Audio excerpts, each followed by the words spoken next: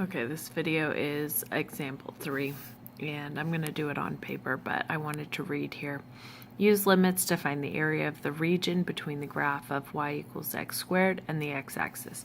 So they're saying between this line and the x-axis on the interval from 0 to 4, so from 0 to 4, so this shaded purple region.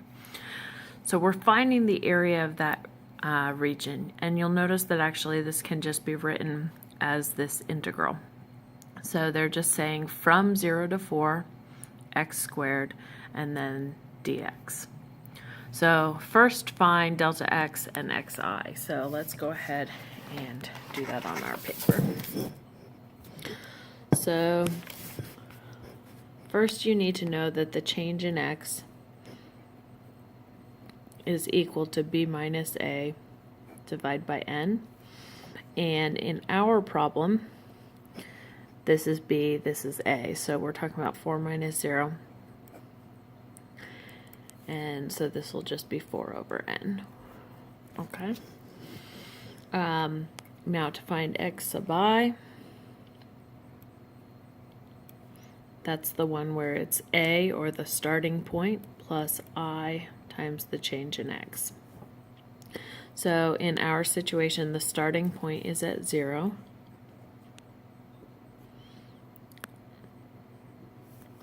I is just going to be left I times 4n. So really this looks funny. So I'm just going to rewrite it 0 plus this. I don't need the 0 anymore, and I'm just going to write 4 with the I next to it over n. Okay?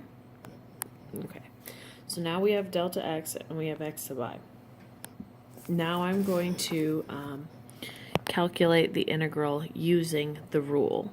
So basically I have from 0 to 4 of x squared dx equals, and you're just going to write the rule. The limit as x approaches, not x, sorry, n. Remember n is the number of rectangles, so you want n to approach infinity. And then you're going to do the sum from 1 to n. There we go, sorry. And the formula says we need f of x sub I times the change in x. Okay? So let's use our problem. This stays the way it is. F of x sub I is just using the function that they gave us and plugging in x sub I. So in this case, the function they gave us was x squared. So I'm going to have x sub I squared. So we're plugging x sub I into the function they gave us, which is this one. And then change in x, we know that that is equal to 4 over n.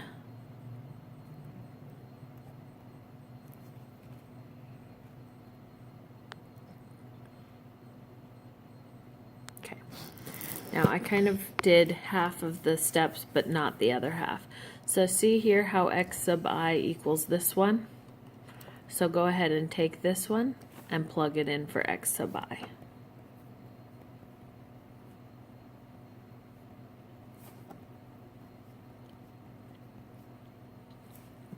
So I have 4i over n, and that whole thing is squared times 4 over n.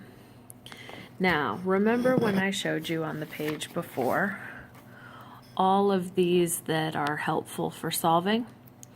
You'll notice here that I have i's, I squared, I to the third, I to the fourth, and I to the fifth. The thing that you want to do now is try to get this so that only the I is left next to the sigma. So let's see what we can do. What you can do is you can move everything out to the front that isn't related to the I. So in this case, it's okay for me to move 4 over n here, because I is the only thing increasing. So I is the only thing that has to be on this side of the sigma. All right, so for this squaring, I should square it so that I know what it equals. So I've got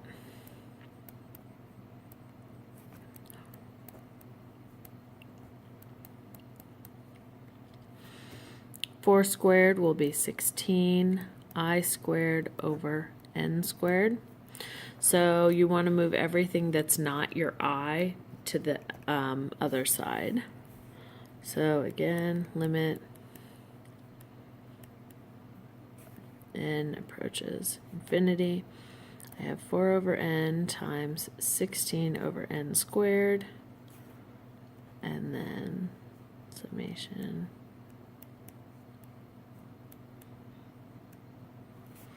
Okay, so really all I've done is taken the rule, plugged in my function, then plugged in the delta x and the x sub I. Then I've just moved everything that wasn't the I to the outside of the sigma.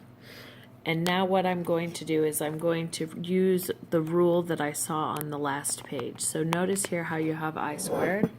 Well, here it shows that if you have the sum of I equals 1 to n of, oh sorry, this one, I squared, it equals this whole thing.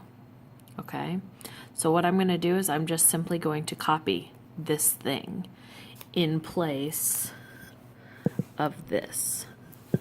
So I now have the limit as n approaches infinity of 4 over n times 16 over n squared times, and I'm just copying this one, okay? So n plus 1, 2n plus 1 over 6.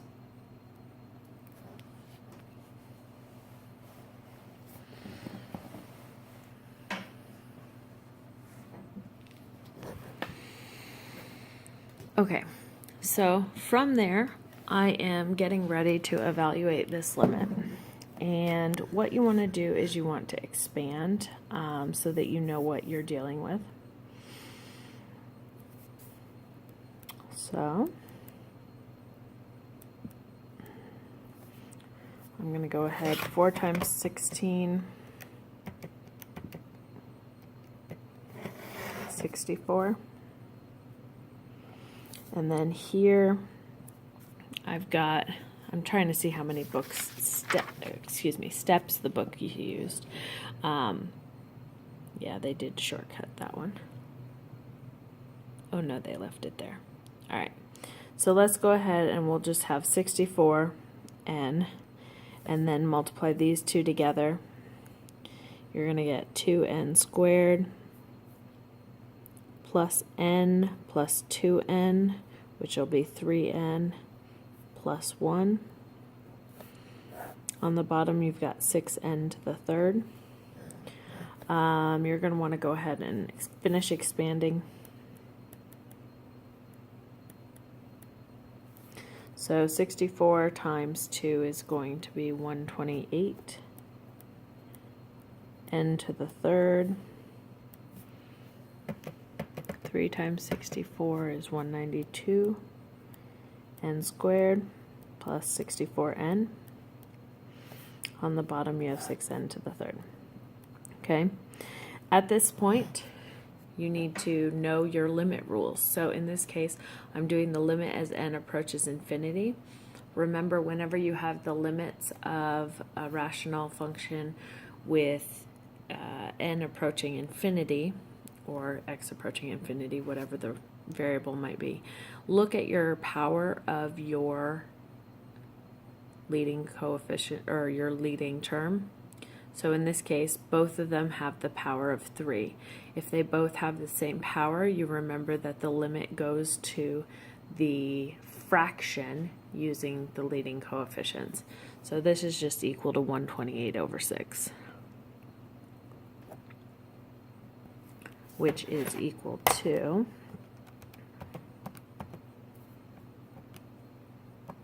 64 over 3, or 21.333.